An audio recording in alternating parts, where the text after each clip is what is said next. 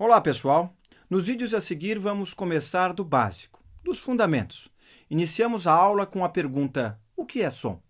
Estamos falando dos sons que um técnico de áudio precisa conhecer acusticamente, quando estiver gravando ou escutando música.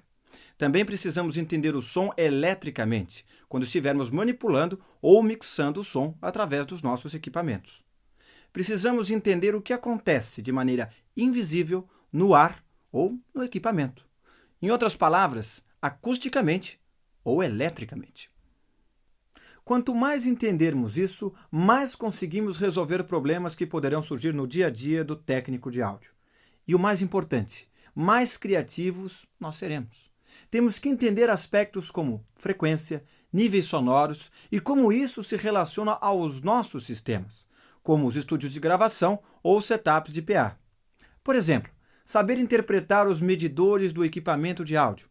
Enfim, entender o básico vai ajudá-lo a ser mais livre e ser mais criativo. É importante de superar qualquer dificuldade técnica logo no início, e por isso estamos começando a investigação do som. Nesta aula, vamos discutir os conceitos básicos de som, os sinais de áudio simples e complexos, e aprender a medir suas propriedades. Os objetivos desta aula são: 1. Compreender o fenômeno sonoro. 2. Entender a importância da acústica para a compreensão musical. E 3. Conhecer os conceitos básicos da acústica para o áudio e a tecnologia. Você vai saber relacionar sons altos e baixos, as suas frequências relativas e comprimentos de onda, calcular a frequência, comprimento de onda e período de qualquer onda periódica. Parece pouco, mas você vai ver que é muita coisa. Vamos lá, gente. Segure firme, que vai começar. A acústica é um ramo de estudo da física que se dedica ao entendimento e explicação dos fenômenos sonoros. A música, além de seus fins artísticos, tem grande importância como um campo de estudo dessa área, sendo que as descobertas musicais se aliam diretamente aos conhecimentos físicos e científicos estabelecidos ao longo dos séculos. O uso do conhecimento acústico é de grande necessidade no mundo musical, seja para o profissional do estúdio, seja para o músico de palco ou mesmo para um amante assíduo da música. Nesta aula, discutiremos os elementos básicos dos aspectos sonoros acústicos musicais. Vamos voltar à pergunta inicial: o que é som? Tudo bem? O som pode ser dividido em 3 aspectos: o aspecto físico, o psicológico, da percepção, e suas representações gráficas, conforme pode ser visto nessa imagem. A distinção entre o mundo físico e psicológico é muito interessante. A pergunta mais profunda é: há sons fora de nós? Se não conseguimos ouvi-los, os sons existem? Lembra daquele ditado? Se uma árvore cai na floresta e não há ninguém para escutar, houve som? Vamos estudar inicialmente o mundo físico, porque é um ótimo ponto de partida. Mas o que realmente nos interessa é a questão psicológica. No final, o que realmente importa para os nossos projetos de um estúdio de gravação é a parte musical do áudio e da acústica, ou seja, como percebemos estes sons. Primeiramente, precisamos ter bem clara a distinção entre matéria e energia. Vamos dar uma olhada nesta animação. Os fundamentos.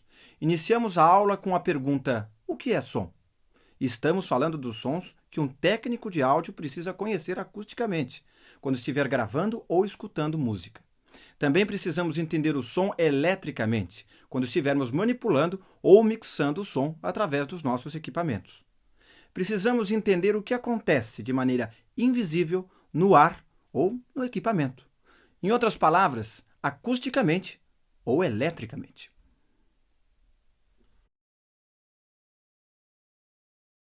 Imagine um ônibus. Os passageiros sempre buscam naturalmente uma distância confortável um dos outros, de modo que evitem ficar se esbarrando.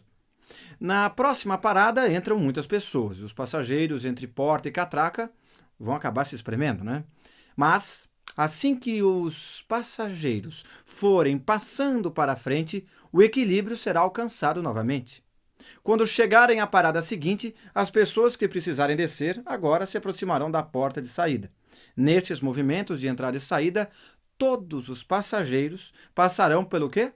Por momentos de compressão e descompressão, ou rarefação. É o mesmo que acontece com as moléculas de ar na propagação do som. Elas se mantêm a uma distância de conforto entre si, mantida pela pressão atmosférica, mas se comprimem e rarefazem quando sofrem uma perturbação no equilíbrio da pressão atmosférica. Isto pode ser causado pelo cone de um alto-falante, por exemplo.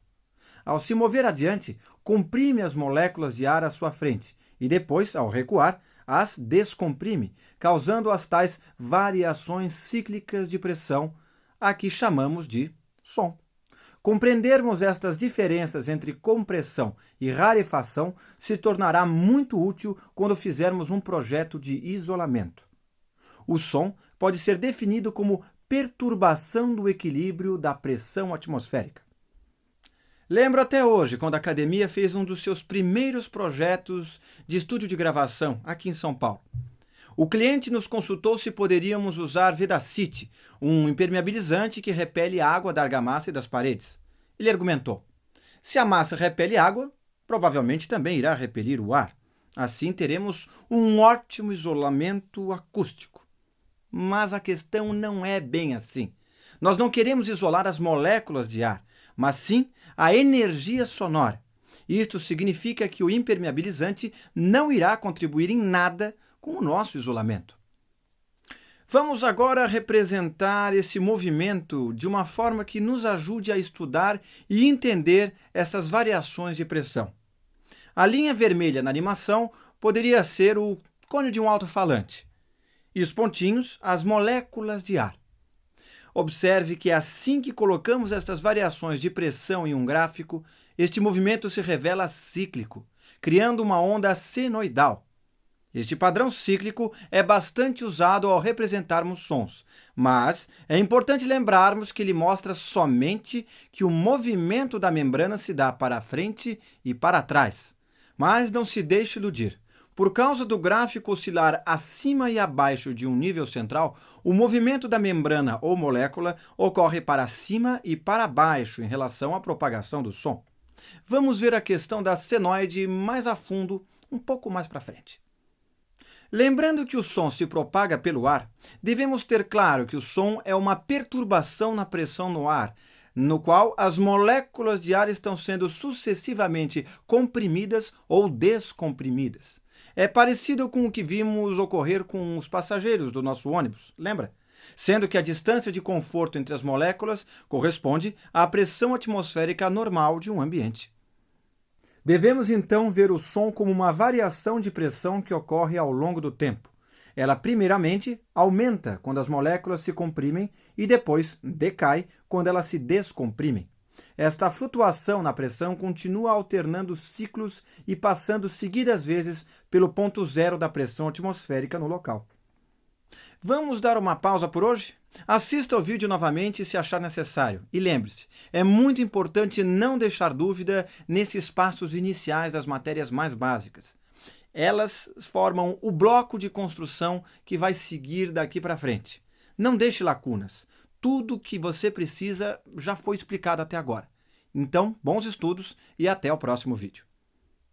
Musical naquela época. Então, Por isso foi até chamado de o quinto Mas o que Beatle. acontece depois?